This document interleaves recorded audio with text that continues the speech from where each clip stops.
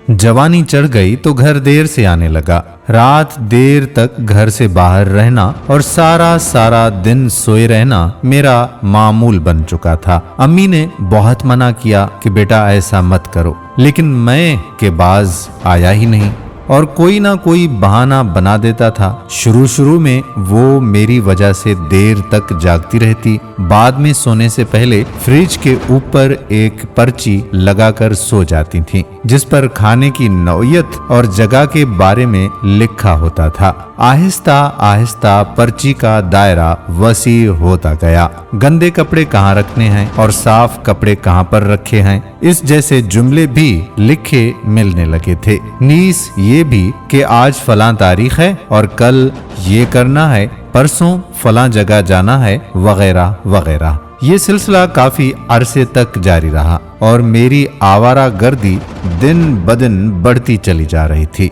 एक दिन क्या हुआ कि मैं रात को देर से घर आया, बहुत ही ज्यादा थका हुआ था। हस्बे मामूल फ्रिज पर पर्ची लगी हुई देखी, लेकिन बगैर पढ़े मैं सीधा बेडरूम गया और सो गया। सुबह सवेरे वालिद साहिब की चीख चीख कर पुकारने से मेरी आंख खुली। अब्बू की आंखों में आंसू थे। उन्होंने ये अंदोहनाक खबर सुनाई कि बेटा तुम्हारी माँ अब इस दुनिया में नहीं रही। मेरे तो जैसे पांव तले से जमीन ही निकल गई। गम का एक पहाड़ जैसे मेरे ऊपर आ गिरा था। अभी तो मैंने अम्मी के लिए ये करना था, वो करना था। अभी तो मैं सुधरने वाला था। अभी तो मैं अम्मी से ये कहने वाला था कि अम्मी अब मैं रात को देर से नहीं आया करूंगा।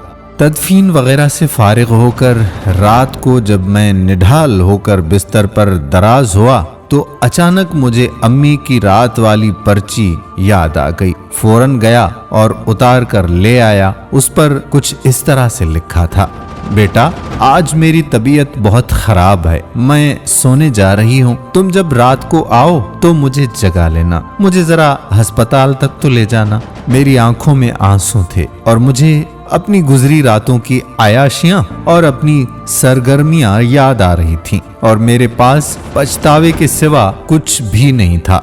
दोस्तों, घर के बड़े बुजुर्ग हमारे साथ जब होते हैं, खास तौर पर माँ बाप का सहारा जब हमें मुयस्सर होता है, तो ऐसे सहारों की कदर कीमत हम नहीं जान सकते। लेकिन जब ये सहारे हमें छोड़कर चले जाते हैं तो घर सुनसान बन जाता है। हम ऐसी हस्ती घर में ला ही नहीं सकते। इसीलिए हमें चाहिए कि हम अपनी माँ और अपने बाप का बहुत ज्यादा ख्याल रखें और जो वो कहते हैं वैसा ही करें। अल्लाह तबारक व तआला सबकी माँओं को सलामत रखे और हमें उनकी खिदमत करना नसीब फरमाए। और जिनके माँ बाप इस दुनिया से गुजर चुके हैं, अल्लाह तबारक व तआला उन सब की मग़फ़िरत फरमाए, उनके दरजात बुलंद फरमाए, उनकी कब्रों पर अल्लाह ताला अपनी रहमतों का नुज़ूल फरमाए और कब्रों को ता हद नज़र वसी फरमाए।